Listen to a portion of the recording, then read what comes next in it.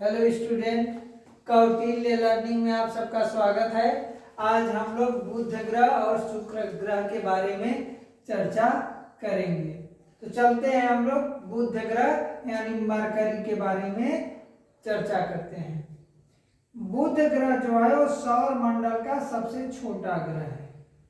यानी सौर मंडल में जितने भी ग्रह हैं, जो 8 ग्रह हैं, उनमें सबसे छोटा ग्रह जो है वो है बुध है। यह सूर्य के सबसे नजदीक का ग्रह है, यानी यह सूर्य के सबसे नजदीक यह ग्रह स्थित है। बुध ग्रह वायुमंडल का अभाव है, यानी बुध ग्रह पे वायुमंडल नहीं पाया जाता और वायुमंडल के अभाव के कारण यहाँ जीवन की भी संभावना नहीं है। क्योंकि वहाँ वायुमंडल नहीं है, इसलिए वहां पर जीवन की भी संभावना नहीं है। यह 88 दिन में सूर्य की परिक्रमा करता है। बुध ग्रह जो है सूर्य की परिक्रमा करने में 88 दिन लगाता है।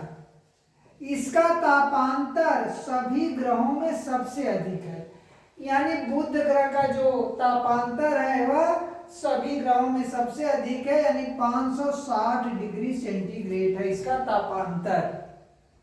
इसका एक दिन पृथ्वी के 90 दिन के बराबर होता है, यानी बुध का एक दिन पृथ्वी के 90 दिन के बराबर होता है। यहाँ दिन अति गर्म और रात बर्फीली होती है।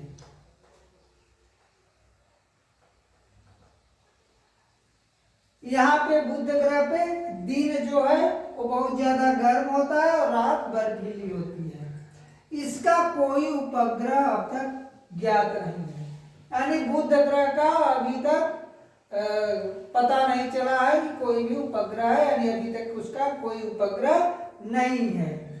तो बुध ग्रह के पूछे कि बुध ग्रह पे कितने उपग्रह पाए जाते हैं, तो बुध ग्रह पे कोई भी उपग्रह नहीं पाया जाता। अब हम लोग शुक्र ग्रह के बारे में देखते हैं। शुक्र ग्रह को आप जानते हैं, शुक्र ग्रह का नाम जो पड़ा है वह शुक्राचार्य के नाम पे पड़ा है। शुक्राचार्य एक बहुत ही ऋषि महर्षि थे, प्राचीन कालीन राक्षसों के गुरु भी उन्हें माना जाता है।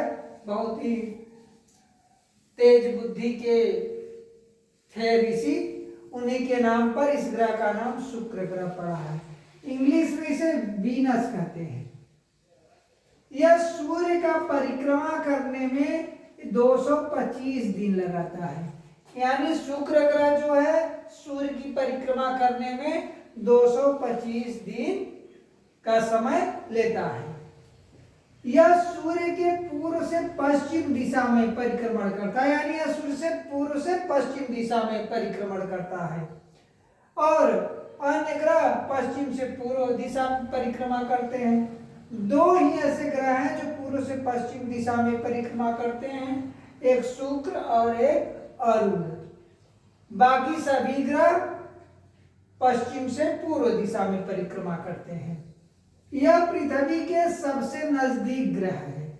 यह पृथ्वी के सबसे नजदीक स्थित ग्रह है और दूरी के द्वारा यदि दूरी की दृष्टि से देखें तो यह सूर्य के नजदीक में दूसरा है। पहला बुध है और दूसरा शुक्र है, लेकिन पृथ्वी के सबसे नजदीक ग्रह है। यह सबसे चमकीला भी दिखाई देता है। यह शाम के समय या भोर के समय यह चमकीला सा दिखाई देता है, इसलिए इसे भोर का तारा और सांझ का तारा भी कहते हैं। तो भोर का तारा या सांझ का तारा किसे कहते हैं प्रश्न आए तो आप तुरंत क्या करेंगे, शुक्र ग्रह मार देंगे, टिक लगा देंगे। शुक्र ग्रह को ही भोर का तारा और सांझ का तारा कहा जाता है। इसे पृथ्वी की बहन भी कहा जाता है। शुक्र ग्रह को पृथ्वी के नजदीक होने के कारण इसे पृथ्वी की बहन भी कहते हैं। यहाँ जो है कार्बन डाइऑक्साइड 90 से 95% तक पाई जाती है।